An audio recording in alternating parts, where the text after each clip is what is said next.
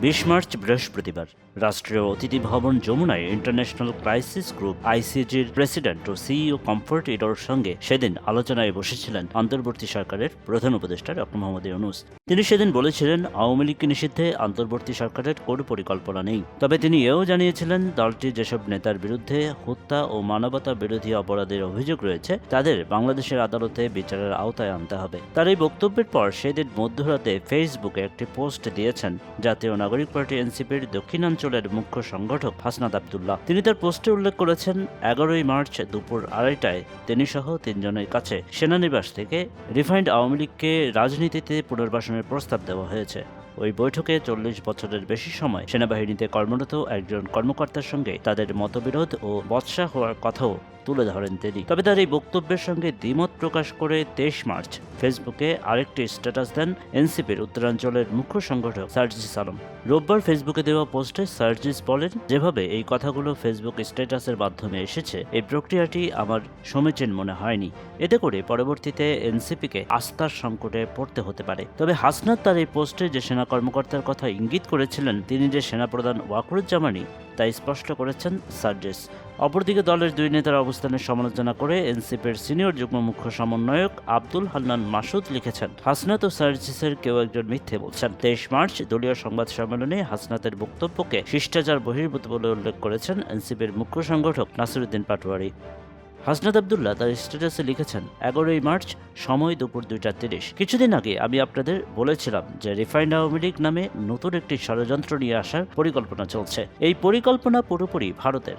সাবের হোসেন চৌধুরী, শিরিন শারমিন, তাপসকে সামনে রেখে এই পরিকল্পনা সাজানো হচ্ছে। তিনি লেখেন, আমাদেরকে প্রস্তাব দেওয়া হয়, আসন সমঝোতার বিনিময়ে আমরা যেন এই প্রস্তাব মেনে নিই। আমাদেরকে বলা হয় ইতিমধ্যে একাধিক রাজনৈতিক দলকেও এই প্রস্তাব দেওয়া হয়েছে, তার শর্ত সাপেক্ষে আওয়ামী লীগ পুনর্বাসনে রাজি হয়েছে। একটি বিরোধী দল থাকার চেয়ে একটি দুর্বল আওয়ামী লীগ সহ একাধিক বিরোধী দল থাকা নাকি ভালো। ফলশ্রুতিতে আপনি দেখবেন গত 2 দিন মিডিয়াতে আওয়ামী লীগের পক্ষে একাধিক রাজনীতিবিদ বয়ান দেওয়া শুরু করেছে। ফেসবুকে দেওয়া পোস্টে সার্জিস বলেন, সেদিন আমি এবং হাসনাত সেনাপ্রধানের সাথে গিয়ে কথা বলি।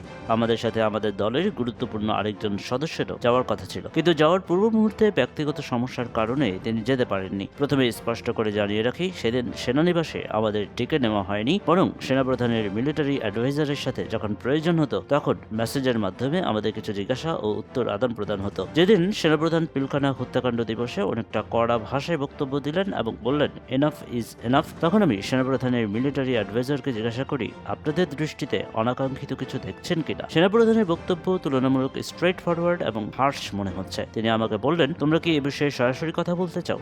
আমি বললাম, বলা যেতে পারে। এরপরে সেদিন সেনাপ্রধানের সাথে আমাদের সাক্ষাৎ হয়। সেনাভবনের সেই রুমে আমরা 3 জনই ছিলাম, সেনাপ্রধান, হাসনাত এবং আমি। হাসনাতের বক্তব্যের সঙ্গে দ্বিমত বিষয়ে ব্যাখ্যা করে সার্জিস লেখেন, আমার এই বক্তব্যে আমার সহযোদ্ধা হাসনাতের বক্তব্যের সাথে বেশ কিছু ক্ষেত্রে দ্বিমত এসেছে। এটার জন্য অনেকে আমার সমালোচনা করতে পারেন, কিন্তু আমি বিশ্বাস করি আমাদের ব্যক্তিত্ব স্রোতে গা ভাসানোর মতো কখনোই ছিল না বলেই আমরা হাসিনা রেজিমের বন্দুকের সামনে দাঁড়িয়ে গিয়েছিলাম। তিনি বলেন, মানুষ হিসেবে যে কোনো ব্যক্তি বা ব্যক্তির অভিমতকে এক একজন এক একভাবে অবজার্ভ করে। হাসনাত সেদিন তার জায়গা থেকে যেভাবে সেনাপ্রধানের বক্তব্যকে অবজার্ভ ও রিসিভ করেছে এবং ফেসবুকে লিখেছে, আমার সেক্ষেত্রে কিছুটা দ্বিমত আছে। তিনি লেখেন, অভিমত প্রকাশ এবং প্রস্তাব দেওয়া দুটি বিষয়ের মধ্যে পার্থক্য রয়েছে। যদিও পূর্বের তুলনায় সেদিন সেনাপ্রধান অনেকটা স্ট্রেট ফরওয়ার্ড ভাষায় কথা বলছিলেন। পাশাপাশি রিফাইন্ড আওয়ামী লীগের জন্য চাপ দেওয়ার যে বিষয়টি এসেছে সেখানে চাপ দেওয়া হয়েছে এমনটি আমার মনে হয়নি, বরং রিফাইন্ড আওয়ামী লীগ না, আসলে দীর্ঘমেয়াদে দেশের পরিস্থিতি এবং রাজনৈতিক দলগুলোর মধ্যে যে সমস্যার সৃষ্টি হবে সেটা তিনি অতি আত্মবিশ্বাসের সাথে বলছিলেন। 2 নেতার অবস্থানের সমালোচনা করে দলটির সিনিয়র যুগ্ম মুখ্য সমন্বয়ক আব্দুল হান্নান মাসুদ দুজনের পাল্টাপাল্টি বক্তব্য এনসিপিকে বিতর্কিত করছে বলে উল্লেখ করেন। তিনি সার্জিসের পোস্টে মন্তব্যের ঘরে লিখছেন, পাবলিকলি বলছে, 2 জনের একজন মিথ্যে বলছেন, এটা চলতে পারে না। আর দলের গুরুত্বপূর্ণ পোস্ট হোল্ড করেও আপনারা যেভাবে ব্যক্তিগতভাবে বিচারণ করছেন এবং তা পাবলিক করে এনসিপিকেই বিতর্কিত করছেন। এনসিপির মুখ্য সংগঠক নাসিরউদ্দিন পাটোয়ারি সংবাদ সম্মেলনে বলেছেন, হাসনাত আব্দুল্লাহর ফেসবুক পোস্ট রাজনৈতিক ও সেনা অঙ্গনে নতুন আলোচনার জন্ম দিয়েছে।